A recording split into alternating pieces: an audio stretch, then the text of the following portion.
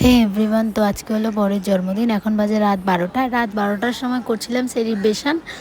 আর আমার তরফ থেকেই সেলিব্রেশনটা করেছিলাম। আর এই যে একটা গিফট দিয়েছিলাম, গিফটটা পেয়েও খুব খুশি হয়েছে। তারপরে আমরা ওকে দিয়ে কেকটা কাটিয়ে নিলাম।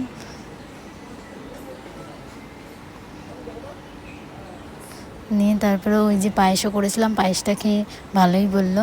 আর পরের দিন আমরা দুপুরে মেনুতে ছিল এইগুলো। আর এখন খেতেও বসে পড়েছে, ওকে সাজিয়ে দেওয়া হয়েছিল।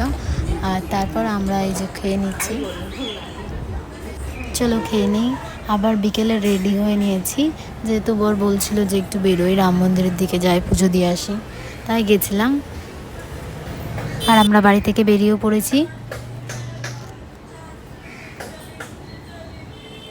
আর আমরা রাম মন্দিরের কাছে চলেও এসেছি। এসে এখান থেকে নিয়ে নিলাম ডালা, যেহেতু পুজো দেবো তাই।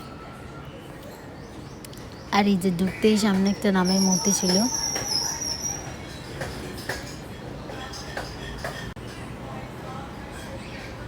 তারপর আমরা দুজন মিলে গল্প করতে করতে হেঁটেই যাচ্ছি। রাম মন্দিরে এসেছিলাম আমি অনেক দিন আগে, তাও 3-4 বছর আগে এসেছিলাম রাম মন্দির। আবার এই এখন যাচ্ছি রাম মন্দির।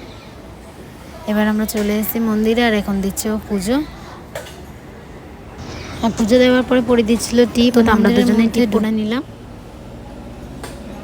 আর এখানে পরপর অনেকগুলো মন্দির আছে, 2-3টে মন্দির আছে রাম মন্দিরের ভিতরে।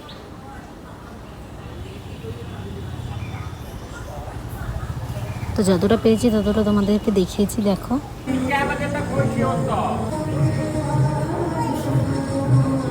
তো পুজো দেওয়া তো আমাদের হয়ে গেছে। এবার এখানে যে ধূপ আর মোমবাতিটা নিয়েছিলাম সেটাই জ্বালিয়ে নিচ্ছিল।